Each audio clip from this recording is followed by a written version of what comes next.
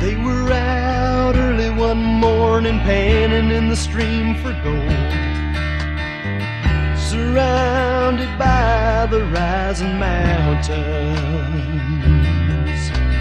Old prospector with a tale for two, he brushed around in the pan,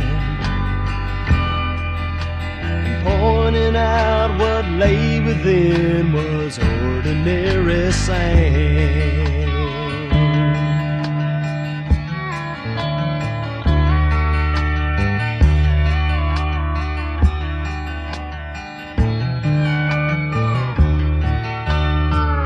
He began with his story about 20 years before, and a younger man who sought his fortune. With a tear or two he told of searching for his treasure, but making known the gold he sought was ordinary pleasure.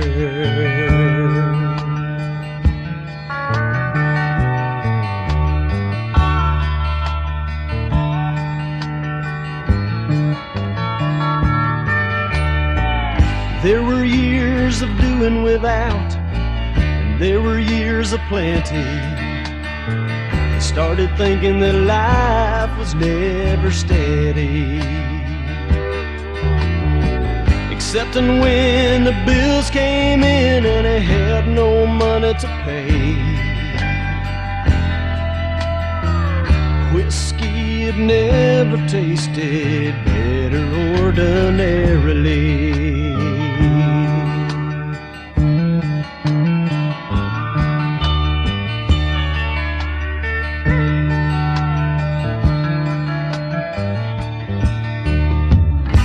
Concluded his story as it filled the air with a laugh, saying how he found the Lord and Savior,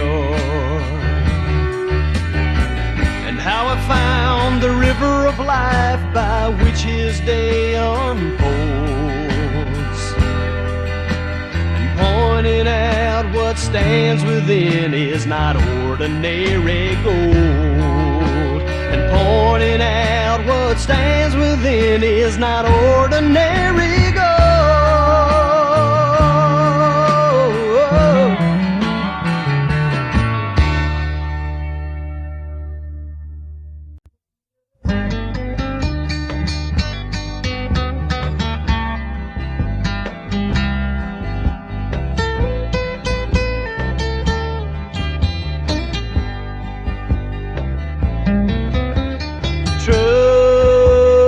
Trust in God, believe upon His promises. Through His word we can see His wonders, signs and miracles of His love. We can return His love with devotion, standing on His word before all men. We are His beloved and His chosen, walking in this life renewed with peace. Trust in God, believe upon His promises.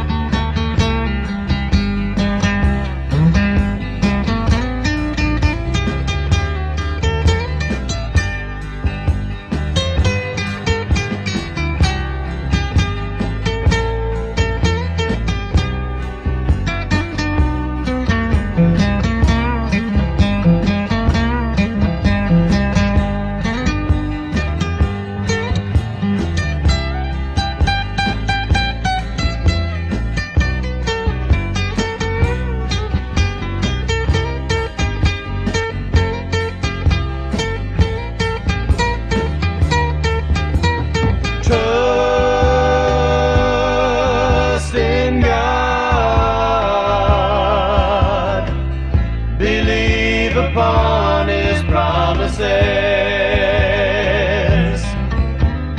Through his word we can see his wonders, signs and miracles of his love. We can return his love with devotion, standing on his word before all men. We are his beloved and his chosen, walking in this life renewed with peace. Trust in God, believe upon his promises. Trust in God, believe upon his promises. Believe upon his promises.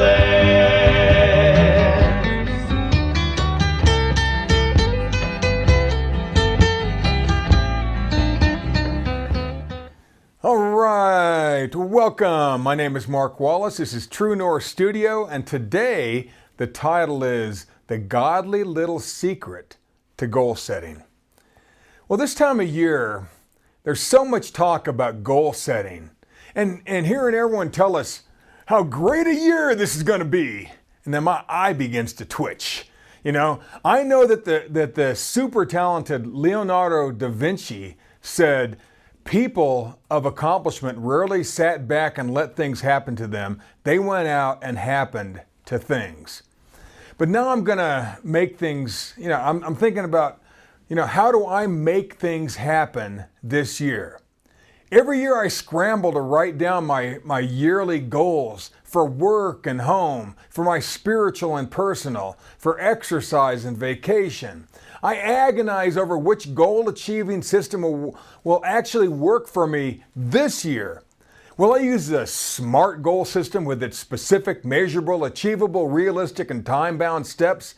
It just sounds so smart. What about setting value-based goals this year? People in my networking group say that any goal that aligns with our deepest core values, our proverbial why, will be so important to us that it's sure to happen. Well, I'm not so sure. I even thought about dusting off the old vision board. Heck, all I need is a pair of scissors, some glue, and a little imagination, and I'm all set. And they say that whatever I picture in my heart will be magnetically drawn to me.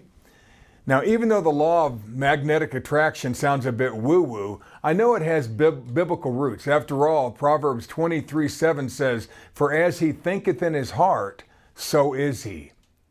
Now, every year, my New Year goal-setting sessions seem to become more and more grueling. Maybe I'm just trying too hard. There has to be a simpler way. Then I remind myself of the late, great what Brian Tracy said. People with clear goals, written goals, accomplish far more in a shorter period of time than people without them could ever imagine. End of quote. Now, I know that if I'm going to make any progress on my goals this year, I need to sit down with my wife and plan out the year with the same detail and energy it took me to plan out our vacation to Italy a few years ago. For 13 people. Don't ever do that. That was a lot of work. I had Excel spreadsheets, printed maps, books with colored tabs for every day, checklists, flight schedules, bullet train tickets. I arranged tour buses, rental cars, and passenger vans. My daughter-in-law Carolina even found vacation rentals in Italy and Sicily that could house 13 people. And then I had to plan who slept where. That was crazy. I was crazy. Actually, the planning was making me crazy, but the trip was unforgettable. Now, here's even a piece of the Roman Colosseum that flaked off and had fallen to the ground. It's 2,000 years old. 2,000 years old. What a great reminder. As long as the Department of Antiquities didn't see me. Hey, what are you going to do? You know, I want this year to be as unforgettable as our Italian vacation, in a good way. The great Italian painter Michelangelo said, "The greater danger for most of us isn't that our aim is too high and we miss it, but that it's too low and we reach it." If you really think about it, the big problem with traditional goal setting is that winners and losers both share the same goals. Winners and losers both share the same goals. Doesn't every single Olympian have a goal to win a gold medal? Sure they do. So if goals are so great, why isn't every single athlete a gold medal winner? And we know they can't all be, but why? If it's the same goal, let's put it another way. If successful and unsuccessful people both share the same goals, then having a goal isn't what really separates the winners from the losers. It's got to be something else. There must be something else they're doing that makes them achieve such heights. So what do we need to do to make this our gold medal year? Well, life is short. And so which goal system are you willing to bet your year on? See it, plan it, do it. Now, before we get into the secret sauce, the hidden mojo of goal setting, let's boil down and extract the three basic components that are in every single goal system, even God's. Now, I noticed this little see, plan, do ditty about 35 years ago when I was living in Idaho and was struggling to write an article about biblical goal setting. I wanted to find a way to simplify my yearly goal setting process so I could teach others. Then, like eyes opening for the first time, I noticed that all successful people in the Bible used the see, plan, do system. About 2,000 years ago, the great apostle Paul spoke about the mindset necessary to reach any goal. He said, quote, "I push myself toward the goal to win the prize. God has appointed me to win it." Philippians 3:14 from the NIRV.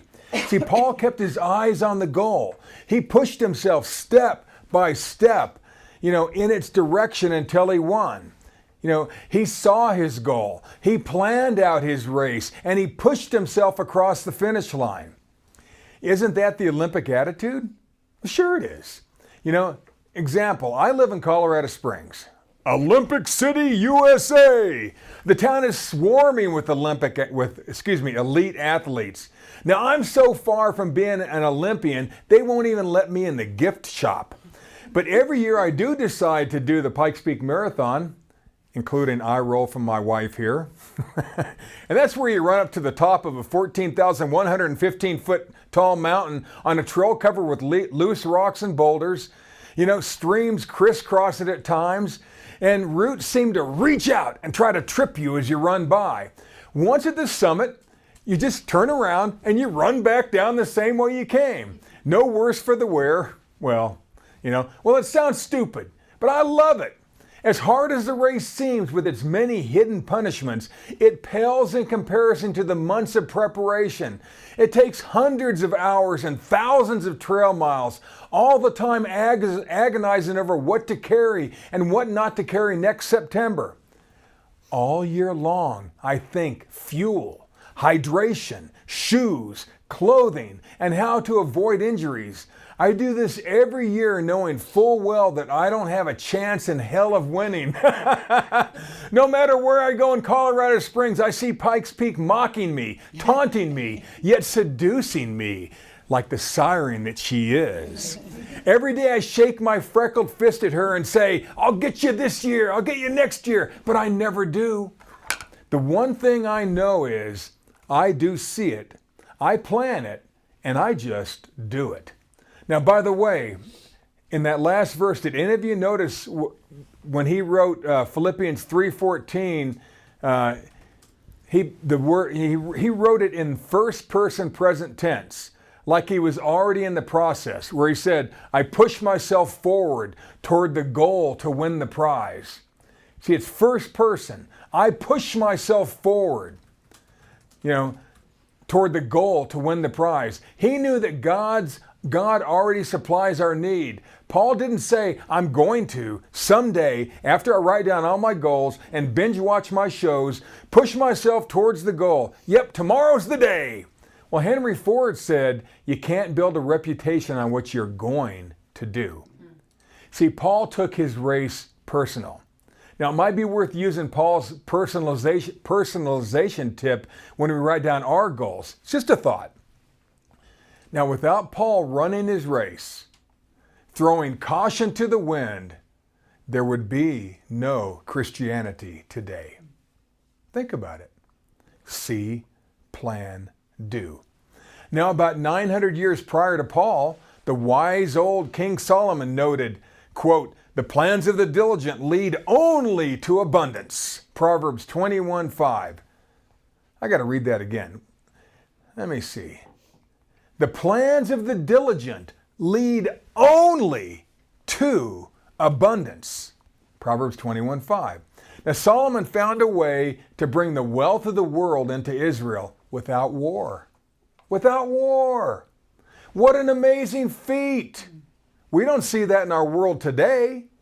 2 Chronicles 9:13 informs us that other kingdoms gifted Solomon 25 tons of gold each year for 39 years. 29 tons each year. His personal fortune would have surpassed $2 trillion in today's money. $2 trillion. Solomon was the richest man in the world ever. Nobody has ever come close to Solomon. Solomon expected God to supply everything he had promised. Now that seems like another good biblical success tip, not trip. Solomon didn't just take care of Solomon, even his servants dressed like kings. 2 Chronicles 9:4 from the NLT. So when the Queen of Sheba came to see him, she was overwhelmed. She was also amazed at his food on his tables, the organization of his officials and their splendid clothing, the cupbearers and their robes, and the burnt offerings Solomon made at the temple of the Lord. Well, Napoleon Bonaparte, the little guy with big dreams, once raised his little fist and shouted, "Imagination rules the world." I'm sure he didn't sound like that. Imagination rules the world. You know, Napoleon Hill's most famous line says, whatever the mind of man can conceive and believe, it can achieve. Solomon had a rich vision for Israel, a godly vision. He saw it, then he planned it, and he got pushing until he got everything. He expected nothing less than total abundance. I once knew a lovely young lady who lived her life on the sunny side of the street. Random people would just give her things. It was crazy.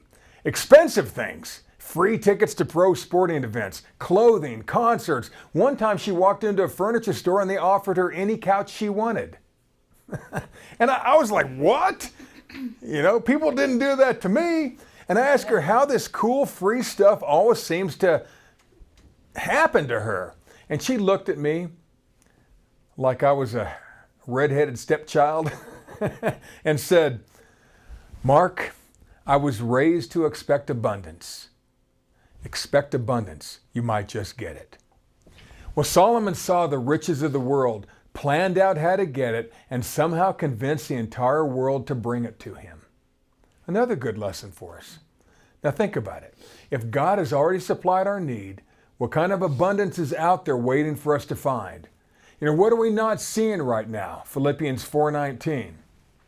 How would you like every one of your yearly goals to lead you directly to total, awesome abundance? Would you like that?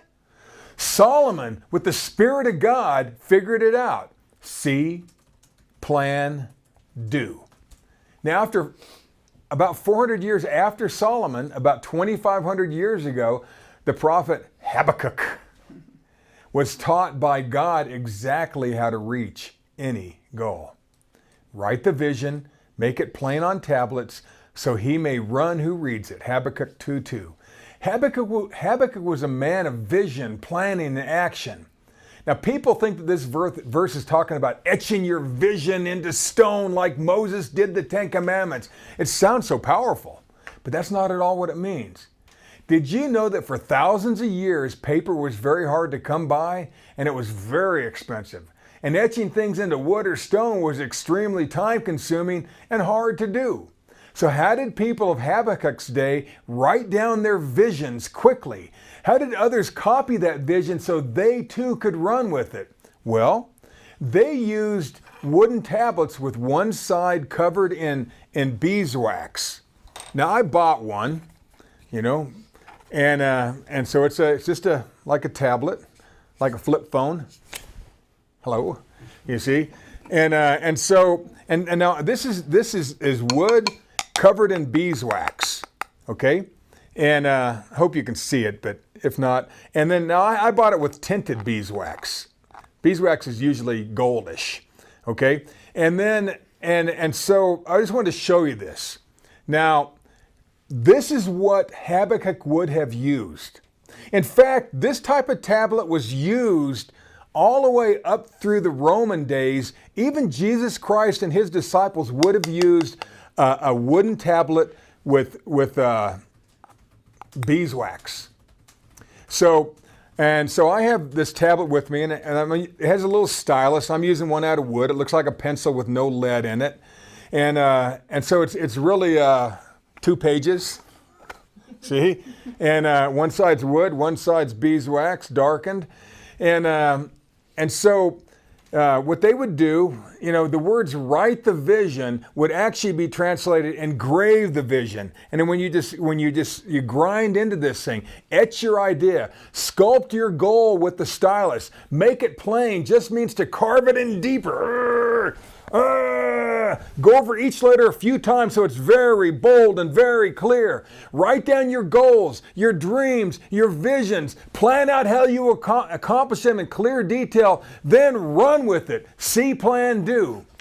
The amazing yet sightless Helen Keller wrote, "The only thing worse than being blind is having sight but no vision." Long before all our modern goal-setting books and seminars, the Bible greats applied the simple process for reaching any goal or handling any revelation. See it, plan it, do it. And now, the secret sauce to goal setting. Now, we talked about how both winners and losers have the same goals, that there has to be something besides goals that sets them apart. There must be a reason one person fails and another succeeds. See, plan, do. We saw how Paul focused on the prize and planned out his race and ran it with a purpose. He saw it, he planned it, and he moved things. We marvel at how Solomon found a way to bring the wealth of the world into Israel without firing a shot, without war. Solomon got exactly what he wanted because of diligent planning and purposeful pursuit. Then I showed you how God used an ancient style beeswax notebook to teach Habakkuk how to advance his godly goals. When we etch our vision, then we keep going over our plan until it's carved deeply into our heart. And then we take our clear, detailed plan and run like the wind. We see it, but is there a simple way to plan it? Is there a simple way to do it? I'm talking modern times now. How do we use what I just talked about? Now, resources for godly goal setting in today's world are where? Well, there's many good books on getting your habits to work for you. In the Power of Habit, award-winning New York Times business reporter Charles Duhigg shows us scientific discoveries that spell out why habits exist and how they can be changed. In The Slight Edge, Jeff Olson teaches that success is built over time by committing to simple, small, daily disciplines. Every coach knows that. James Clear, the author of Atomic Habits, says it perfectly. You do not rise to the level of your goals. You fall to the level of your systems. So how do people build good goal habits today? How can we reach our goals today? How many times have you set a goal and not reached it? Well, most people do when they do New Year's resolutions, right? There's a reason, and here's why. Let's look at some small, simple, doable systems, the secret sauce of goal setting. A system is the process. It's the path. It's the steps you run with to reach your goal. There's many good goal-setting systems out there, but not a one of them will work without a plan or a set of steps, a process, a checklist, or some sort of habit tracker. Now, you may never use a beeswax tablet or tie small notebooks to your belt to jot down your to-do list. I didn't mention that, but I think it was Leonardo da Vinci used to walk around with little notebooks tied to his belt. And then he would jot down the things that he saw and did. See, now, you may not do that, but I'll bet everyone who's listening owns a smartphone. And if you don't, I bet you can get a piece of paper, right? I'll bet you know how to order some kind of pre-made habit tracker on Amazon. You know? Now, my wife is a master of staying true to her small reminder notes on random pieces of paper set in strategic spots in the kitchen. Yeah, that system doesn't work so well for me because I lose them, you know, or I bury them in some pile of paper, you know. Now, some people, they write their goals on their wall calendar, and you've seen that. They write down what they want, and then they put a big X, you know, each day that they completed the task. And it gives them a visual cue to never miss a day. Actually, by just doing that X, you get a dopamine rush. Sort of a cool thing. And so you've all seen that. You know, some people use a phone app, right? And with a to-do list. And if you're in the habit of looking at your phone all the time and checking your checklist, this works amazingly well because your phone's always with you. Now, I keep trying this, but I'm not in love with my iPhone as much as you younger generation. I've found that an old school paper habit tracker with check off boxes works very effective for me. Now, many young people are beginning to get away from their phones and going old school by adopting this method too. It's neat. It's visual, can be carried anywhere, even to the gym. Not so good on a long run. Carrying a piece of paper. See, now I'm going to show you a few here. I just showed you Josephine's little checklist here. Wine, olive oil, and shoes. I actually wrote that because I thought it was funny, but hers are all over the place. But she never forgets. It works perfectly for her. I lose them. They stick to the back of something else, and I see them a year later. You see? Now, Josephine, now, let me see, excuse me. Now, there's full sheet type of paper styles. And here's one. Here's one that has like 31 days, and then it has morning, day habits, and evening habits. And so you write a habit down in these lines, and then you check it off every day. And if you don't do it, you go, oh, I missed a day. You know. And then there's a circular type. It's the same thing. I sort of like this one. It's a habit tracker, and I have these on PDF if any of you want them. You see, but you can download these easy too. You have weekly habits, you have monthly habits, and then daily. This little circle thing looks like a Fibonacci, spiral. You see, that's your daily habit. Okay, so you've seen those. There's so many types. It doesn't matter.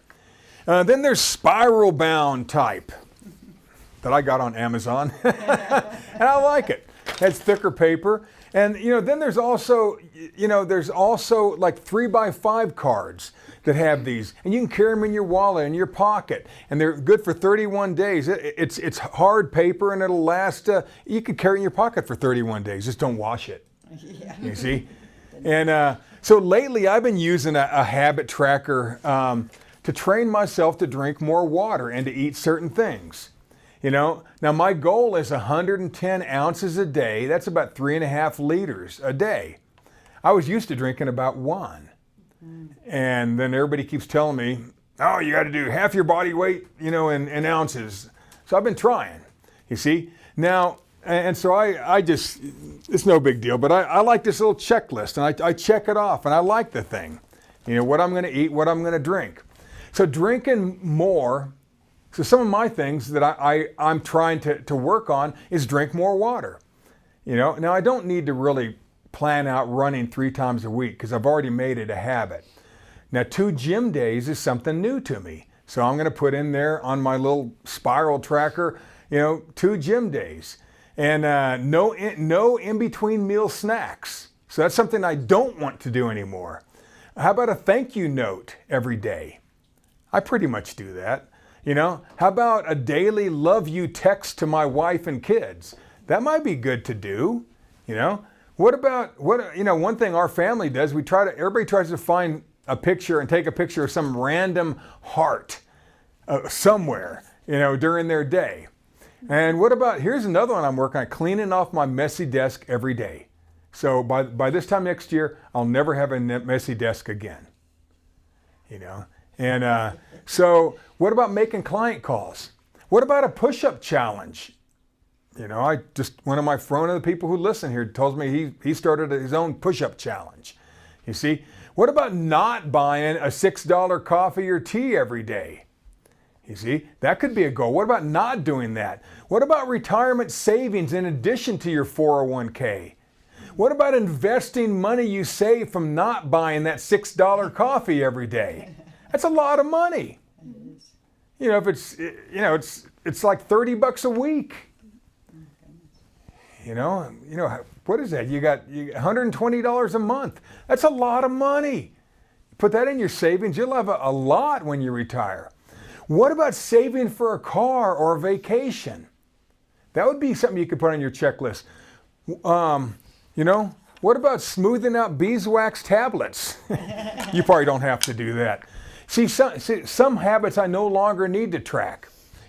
I now have a habit of reading a book a week, which is about 50 books a year. Now, reading changes you. It's the knowledge of that person in your head. You become a little bit of who that person is. It's sort of cool. 50 books a year. I now write 7 days a week. 7 days a week. Maybe 6,000 words a week. I study to do teachings like this every single day from 5 a.m. to 6:30 a.m. Every day, 7 days a week. So I don't need to track that. I do it. You get the point. And typically if you don't track it, you won't change it. If you don't track it, you won't do it. You see? But if you do keep track of your progress, oh my gosh. If you do push yourself to build a better habit pattern or to remove a bad one, you will change a little bit every day. Think about how much different you'll be or how much different you'll look if you're on a weight loss track by this time next year. Think about it. A little bit every day. And the cool thing is if you get off task, you know what you do? You get back on, right? If you find that you no longer want that goal or like that goal or want to push toward that goal any longer, then adjust your habit tracker. It's so easy, folks. The key is don't miss a day. Don't miss a day. And pretty soon it'll be habit. Here's a quote. When it's obvious that the goals cannot be reached, don't adjust the goals, adjust the action steps. Confucius. Smart characters way back when, right? See, habit trackers work. The godly mindset of keeping your word to yourself. And that's what we want. We want that godly mindset of keeping our word to ourselves. Now I'm going to leave you with a look into the mind of King Solomon and how he kept his promise to himself and reached amazing goals. So many amazing goals.